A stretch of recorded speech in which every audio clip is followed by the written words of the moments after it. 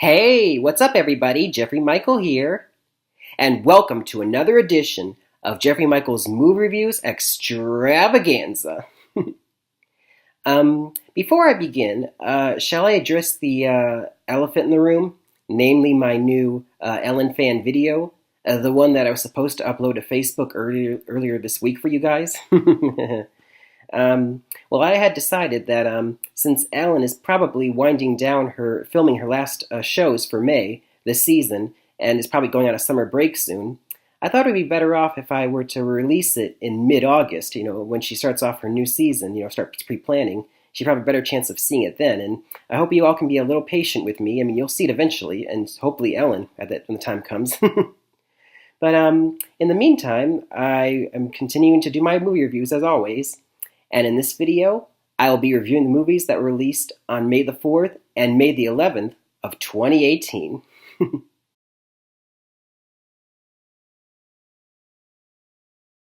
Okay, the first movie that I will review for you for May the 4th is Overboard, rated PG-13.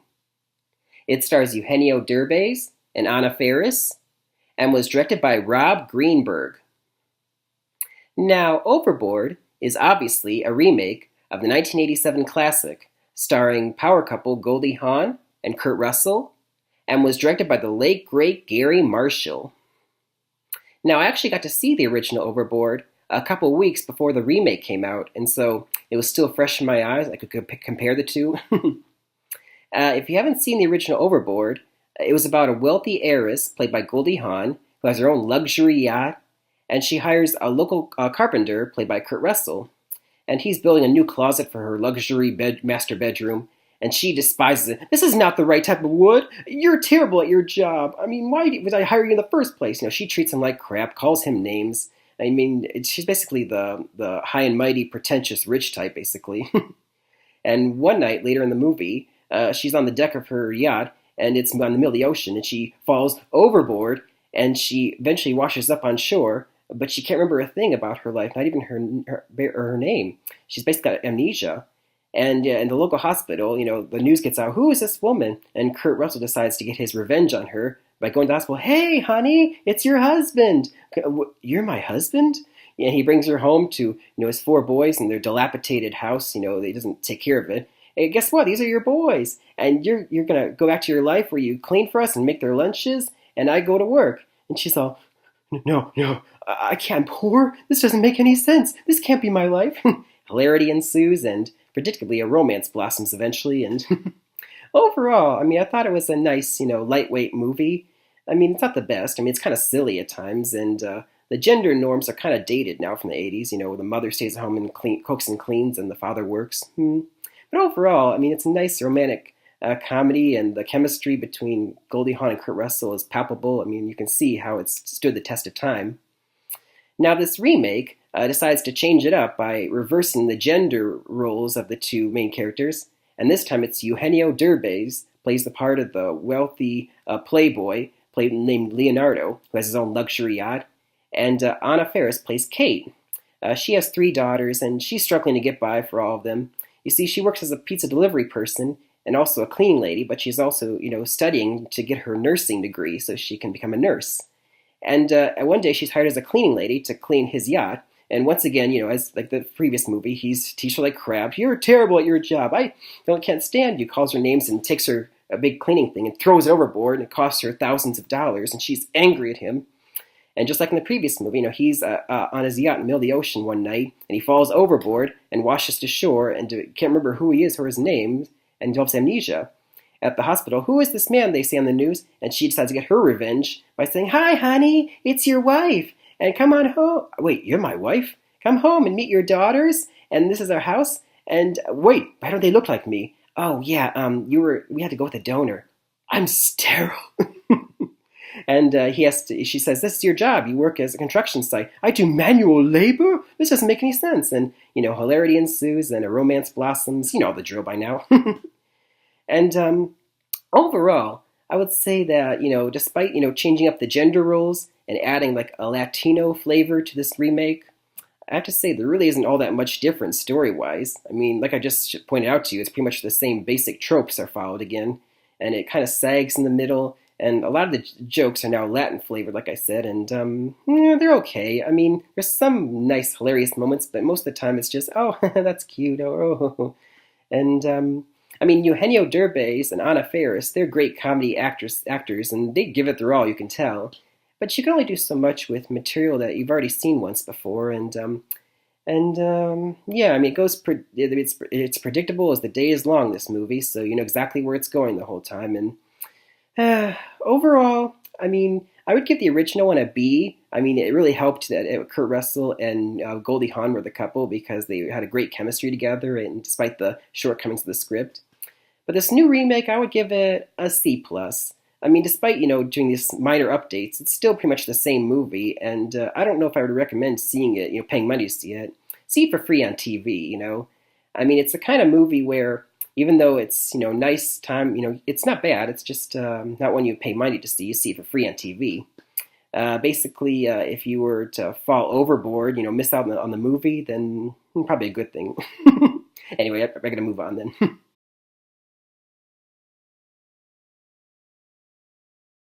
So the next film from May the 4th that I'll review for you is Tully, rated R.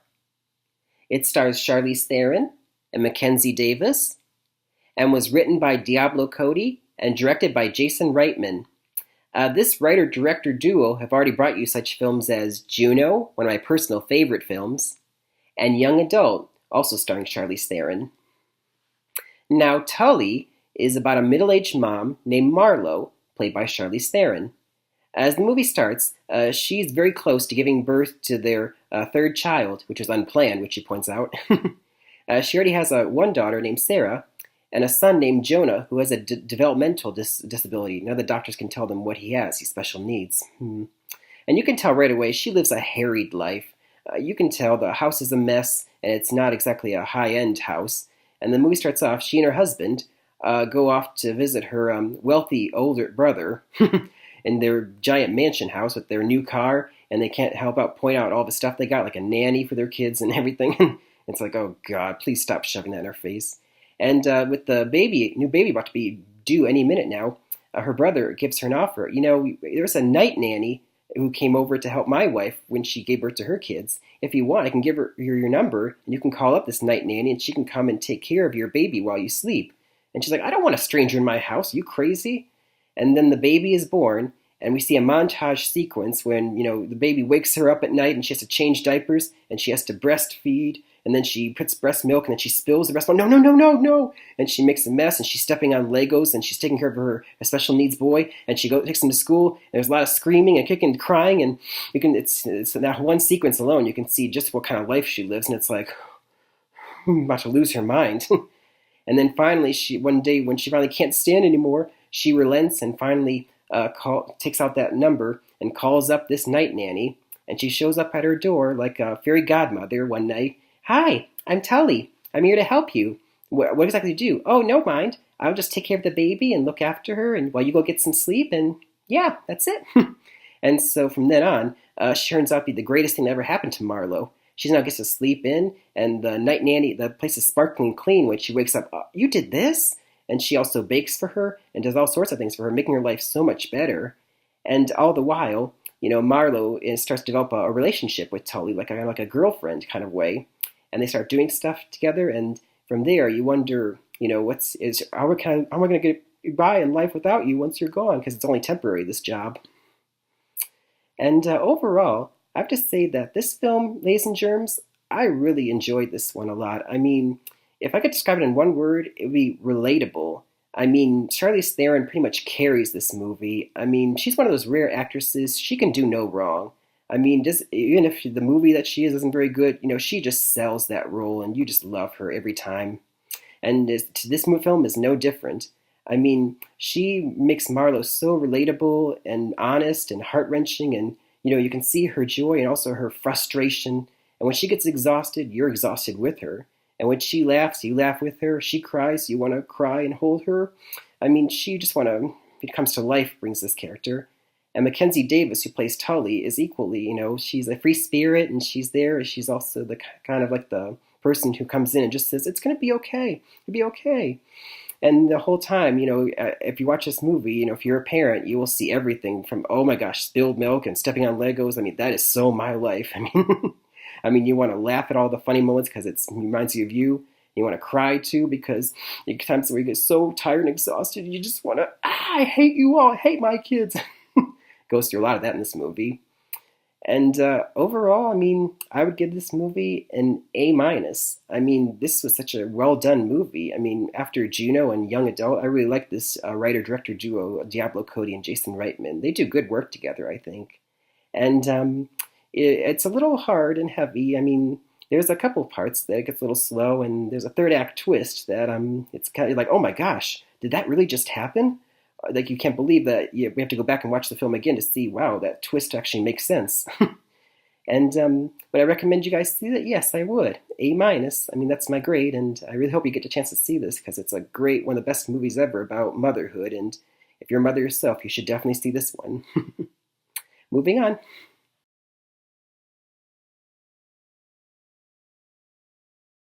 So the next movie that I'll review from May the 11th is Life of the Party, rated PG-13. It stars Melissa McCarthy, Molly Gordon, and Maya Rudolph, and was directed by Ben Falcone. Ben Falcone, as you know, is Melissa McCarthy's husband in real life, and he's already directed her in such films as Tammy and The Boss. Now, Life of the Party is about a middle-aged mom named Deanna, played by Melissa McCarthy. And the movie starts off, she's dropping off her daughter at college. It's her senior year at college, and she's elated. And she's also elated because she and her husband are going on a week-long trip to Italy. But it's not until they get back in the car about to drive off that her husband drops the bombshell. I want a divorce. What? Yeah, I'm just bored with this life, honey, and I really need some pizzazz in my life. I could be that pizzazz.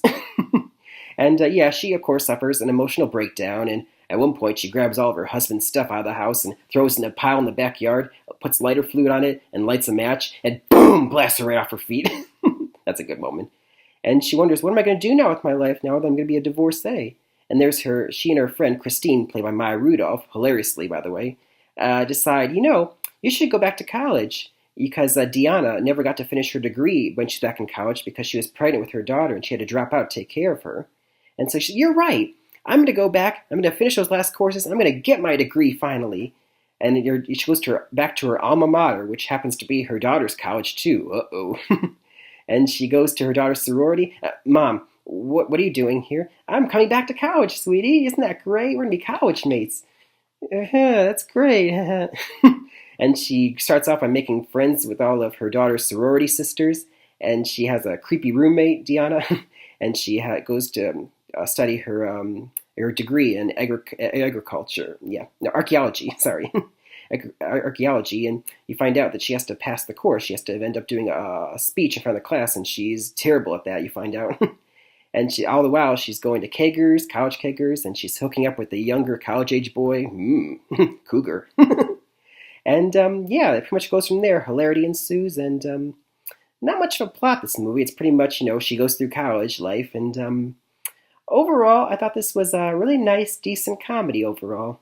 Ben Falcone, who's already directed her in, like I said before, in Tammy and The Boss, I didn't really care too much for those comedy movies, but I thought Life of the Party was easily their best movie yet. Melissa McCarthy, whether or not you find her funny, you can't deny that she's a great actress who gives it her all, physical comedy or not. And Maya Rudolph as her best friend is hilarious. She does a great job in that role. And there's some lot of good, laugh out loud moments and some moments that are, they're cute and funny, but not so much. And it lags a bit. And like I said, there's not much of a plot, so it's kind of like one scene from the next kind of event, sequential events. Overall, I think I would give this one a B minus. It's not, average and it's not that great, but it's, nice, good comedy to see, in theaters if you want to. But I probably recommend it more, so you see it cheap or for free. But I thought overall, it's a great comedy, and hopefully, Ben Falcone and Melissa McCarthy, clearly they love working together, and they'll make more comedies, and hopefully they'll get better with each one. And yeah, so if you're the kind of person who wants to see a nice, decent comedy in theaters starring Melissa McCarthy, whether you find her funny or not, you probably would want to see it if you find her funny. then yeah, go ahead and see it. That's it. Moving on.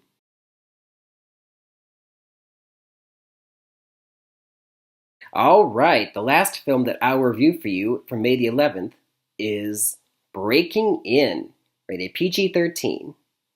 It stars Gabrielle Union and Billy Burke and was directed by James McTeague, who brought you such films as V for Vendetta, I love that one, Ninja Assassin, and The Raven. Now, Breaking In, it starts off with an old man jogging down the street, and all of a sudden he gets hit by a pickup truck, and the driver steps out of his car and kills him on the spot. What a way to start your movie, huh? Anyway, time passes, and we're introduced to Sean, played by Gabrielle Union. Turns out that old man was her estranged father. She didn't have a good relationship with him growing up, so she barely knew him. And she inherited his old country house that she's never seen. So she takes her son and daughter out to the country. They plan to check out the house and then sell it off. But when they're there, they notice that the house is like a high-tech mansion in the middle of nowhere. It's got security cameras everywhere, and it's got bulletproof windows, and it's got reinforced walls that come down and cover the windows. It's basically a fortress. And she just wonders, Dad, what were you up to? So as they're settling for the night, she steps out of the house for a bit to order pizza on her cell phone when she's suddenly attacked by a man, and she's able to subdue him, knock him out, and then she rushes, sees the doors locked behind her, and she goes to the window and sees both her kids are bound and gagged, and there's 3 robbers inside, and then she watches helplessly as the reinforced wall comes down, and she can't get to them. They're now locked inside with those robbers, and so she can't call the police because they'll kill them. And the reason why they're doing this, these robbers, is we find out that there's a safe hidden in the house somewhere that has $4 million that her father's been hiding. And she has to because the police can't get involved, she has to bring out her old tiger mom instincts and do all that she can to get inside and somehow get inside, save her kids, and get out of there. Now, to start my review, if I could describe it, I would say this is like Panic Room, but for black people. I mean, that's what I noticed immediately. This is basically the movie Panic Room, Jodie Foster movie. I mean, it's the same basic movie. I mean, robbers come to a house to steal money, and there's a room that they have to hide in, and at one point the child gets locked in, and you have to just helplessly, trying to get her back. Same basic movie, really, right? And overall, this movie, unfortunately, it's supposed to be this great home invasion thriller, but it follows every single cliche from the home invasion, family versus robbers, handbook. I mean, everything you can think of. You got the parent who will do anything to save their kids, and you got all the robbers, and you got the leader, played by Billy Burke, who's calm, cool, and collected, usually. Then there's the one robber who's like, let's just kill the kids and take the money. And the one's like, hey, I just have to kill kids. I don't want to hurt them. I mean, they're all the usual, like, thinly sketched characters that are all cliches, and and it's kind of unfortunate because Gabrielle Union, she's the star, and she does her best. I mean, she shines in that role as the determined mother trying to save her kids. But the rest of the movie is just a bore, really. I mean, for a thriller, it's supposed to be on the edge of your seat, suspense the whole time, but there's several parts of the movie where it just drags. Nothing interesting happens, and the robbers are making one dumb decision after another, and you wonder, like, what's the point of watching a thriller if you're not even, feeling, suspensefulness or whatever it is? It's like, I don't know. It's like predictable, and you know how it's going to end, and nothing interesting happens. It's just, when you've seen home invasion films just like it, like Panic Room, for example, that have been done better like hundreds of times before, then you know what you're in for. A dull snooze fest. Overall, ladies and germs, this one I give a C minus.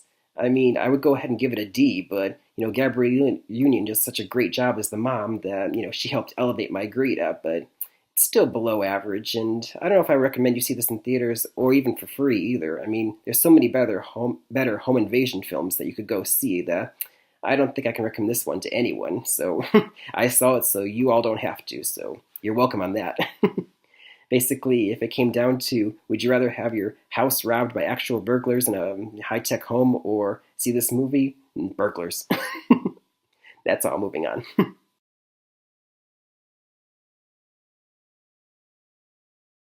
I noticed that all 4 movies in this video are all female-centric films, so you go, girls. Anyway, recap. Overboard, C+, A so-so remake of a classic film that tells the same old story without really adding anything new. See the original if you want to, but I wouldn't recommend this one. Tully, A minus. Relatable, honest portrayal of motherhood, anchored by a dynamic performance by Charlize Theron. My number one recommendation in this video: see it, and especially see it if you're a parent. Life of the Party, B minus.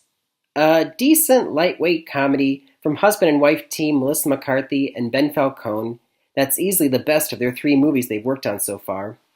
I would somewhat recommend it. And finally, Breaking In, C minus. A lame, cliche-filled home invasion film that's been done better hundreds of times before. Don't even bother this one at all. And that'll do it for another edition of Jeffrey Michaels Movie Reviews Extravaganza. Until next time, happy movie watching, everybody! And stay tuned for my next video, Deadpool.